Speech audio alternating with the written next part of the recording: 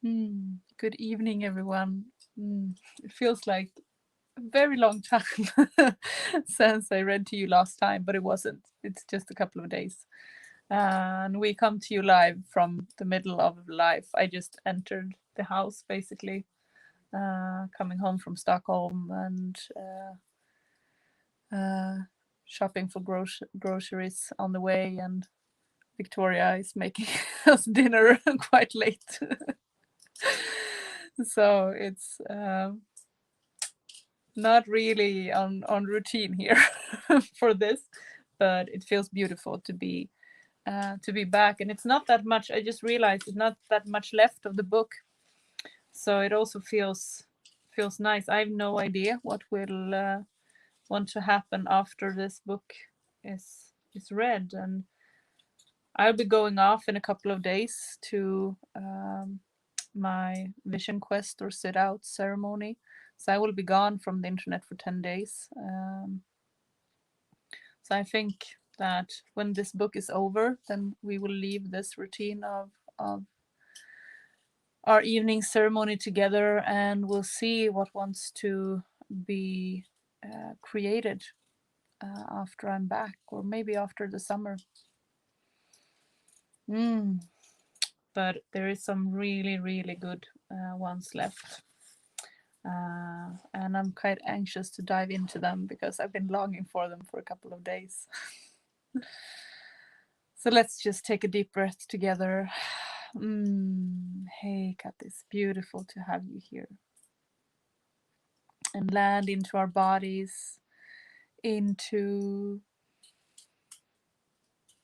the soil, the earth, into our roots. Land in here together. And take our place in this circle, this evening circle, where we acknowledge the day that has been here and let go of it, so we can step into the night and the dream time. Home is a feeling. Scandinavia is made up of several, I don't know, Nordic countries in Northern Europe, and the indigenous people of that region have a rich culture. Their ancient practice of paganism reaches back into some of the oldest recorded spiritual history known to mankind. The people of the Nordic countries experience some of the most challenging winter conditions on the planet. There's barely any sunlight to break up the monotony of their long, cold winters. However, there's also a mystical beauty when the land settles into the deep slumber of winter. The people who make their homes here have found a way to find joy and comfort even in conditions that those who live further south would find unbearable.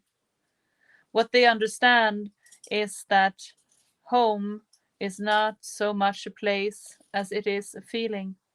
The Danes and the Norwegians have a word that evokes that enigmatic feeling of home, hygge. Hygge doesn't translate into a definable word in any other language, but it is essentially a combination of comfort, coziness, nurturing, kinship, contentment, and simplicity. Hygge is the art of creating intimacy in our sacred place, including our home and community. Hygge isn't a particular lifestyle, nor is it something that can be bought. It is the act of thoughtfully shaping your way of life into an art form. Hygge is the simple joy of a home cooked meal with friends around the table, or taking the time for a cup of mint tea in front of the fire, or snuggling up with a loved one and talking about the good things in life. It's living life intentionally and honoring the little things that make memories and life worth living. Hygge is healing. In order to be effective in the world and in our communities, we have to make sure we ourselves are working on our healing before we try to help or heal others. As I say, in order to heal the land, we must heal each other, but to heal each other, we must first heal ourselves. Creating a feeling of comfort, security, health, and intimacy in our homes and community may be more necessary now than ever. Mm. Life with the healing community. To be a valued family member of a community, we have to put down the modern world mantra of what's in it for me and put ourselves in the headspace and heart space of collective well being. A member of the community should have a strong sense of self identity without being self absorbed, self centered, or self serving. It is good to grow deep roots within our community, and that means that we must go deep into ourselves and deep into our commitment to being on a spiritual path. We don't need to be related by blood or through marriage to be a family. Being a family simply means that we share a common purpose and that we're devoted to a common mission. The Lakota have a word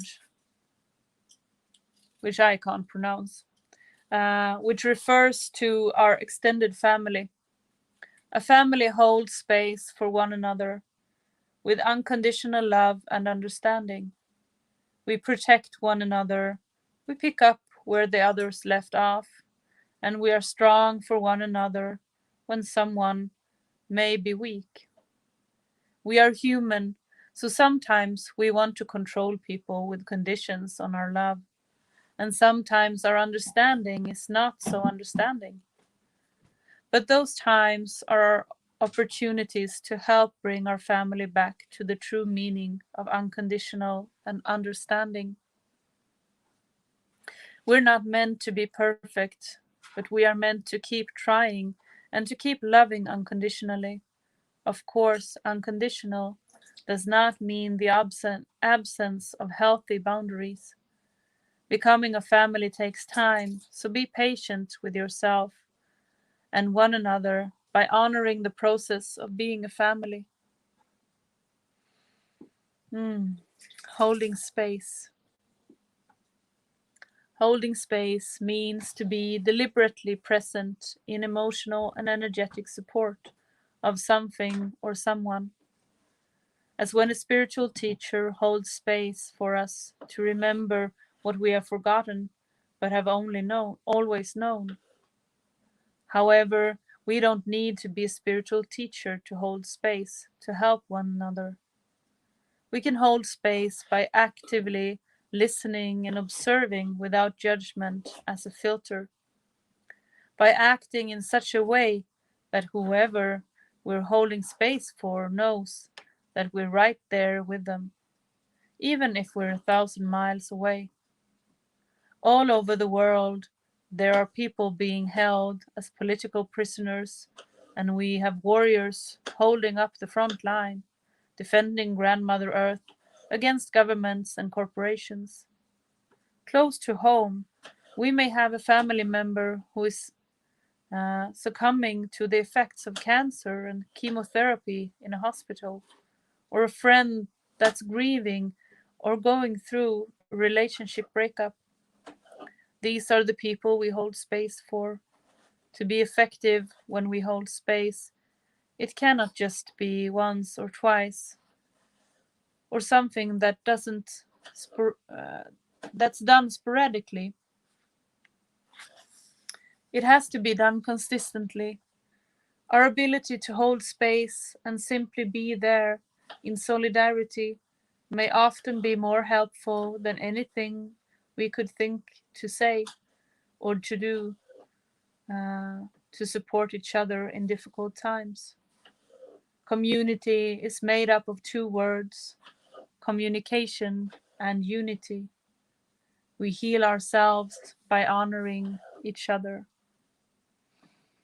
Mm, that's a deep one. We heal ourselves by honoring each other. I think that's a beautiful place to stop for today. Hmm. Thank you so much for being here tonight and being in this space together. Hmm. It feels like such a beautiful, beautiful journey. I'm looking forward to seeing you tomorrow with the message of the runes. Ah, and maybe tomorrow entering the last day of this book. We'll see. Might take another one, but it's not much left. So thank you so much, and I hope that you get everything you need to enter the dream time. Uh, mm, thank you.